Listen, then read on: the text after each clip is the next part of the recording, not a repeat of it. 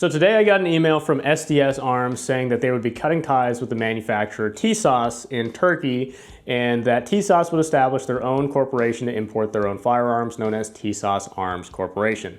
As a result, all of the warrantying and servicing of the current lineup of Military Armament Corporation, Inglis, and Tisas USA products like their 1911s, like their high powers, are going to be handled through Tisas Arms Corporation based out of Buford, Georgia. And a lot of people seem to be confused by this. They think, oh, Tisas are completely off the market, or Tisas are going to lose total support now. And like, no, Tisas is still in Turkey. They're still pumping away, making 1911s.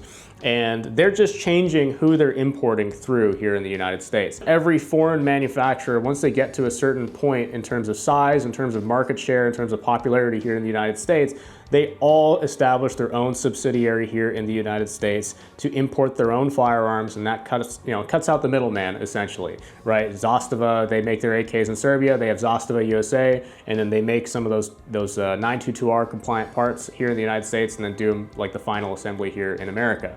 Look at Glock, for example. When Glock was first imported, they had some random importer I forget the name of, and then they very quickly became popular, so Glock established Glock USA in Smyrna, Georgia. Today, that organization, that facility is fantastic. They even have manufacturing capabilities there. All warranty capabilities are there in Smyrna, Georgia. Another example would be Beretta USA. That was initially established to make the pocket pistols, the Beretta 21A, the 950B, all those pocket pistols that got banned from import due to the 1968 Gun Control Act. That was actually the initial task of Beretta USA, and then they also started making a whole bunch of M9s for the M9 contract. Sig Sauer, same thing. Sig Sauer used various importers throughout the years, and eventually they established Sig Arms Inc. in Exeter, New Hampshire, and today Sig Arms Inc. is Sig Sauer for all intents and purposes. There is no Sig Sauer in Germany. Whether or not this is a good or a bad thing for Tisas simply remains to be seen, right? Like, we're not going to know until a few years down the line and we look back and say, okay, well, we lost this part of the product line, or the prices increased and the customer service got worse, something like that. Then we can actually say like whether or not this was a good or a bad thing. I don't think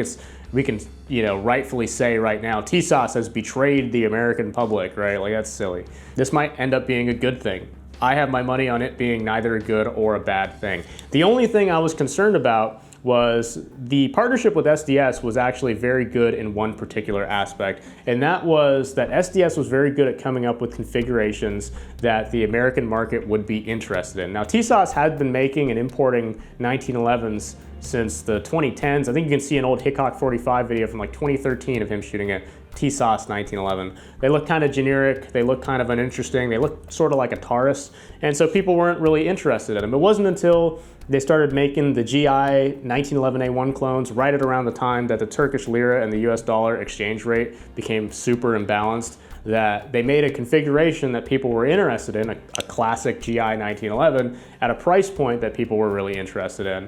And that's what exploded their popularity around like 2020, 2021. And I think SDS was largely responsible for that and coming up with that World War II configuration that people really liked. They also came up with the Colt M45 Raider, whatever, the brown one with the rail on it. People really like that one. The MUSOC and the one I'm holding, the JSOC, right? Like, people are really interested in these guns. I really like the JSOC, and not because I care about JSOC or anything like that, but because it is the lowest priced 1911 with an adjustable sights. I was afraid that in moving from this partnership with SDS and establishing their own company, Tisas Arms Corporation in Buford, Georgia, that they would appoint someone, right, who doesn't really know the American market and wouldn't be able to come up with configurations that people would be interested in. Well, I was concerned about that, but it turns out that the guy they appointed as the CEO of the new Tisas Arms Corporation is actually Kaya from Classic Firearms. I'm not familiar with him. Apparently he's been doing videos with Classic Firearms here for a couple years now at least, and presumably he knows the American market well enough to where I think they're going to make smart decisions on what kind of configurations they offer for their pistols. So yeah, the sky is not falling. Tisas is still making parts and guns in Turkey, and you can still service your guns and get them warranted through the new Tisas Arms Corporation. It's just not going to say SDS Arms, Knoxville, Tennessee on the side of it anymore, okay? That's it. So just a quick one here. This is just in response because I've seen some pretty hilarious, like, sky is falling, jumping to conclusions sort of opinions on this whole situation lately, and it's really not that serious, guys. This happens all the time. Yeah. Anyways, thank you all for watching. Thank you especially to my channel members and Patreon supporters for supporting the channel directly, and I'll see you in the next one.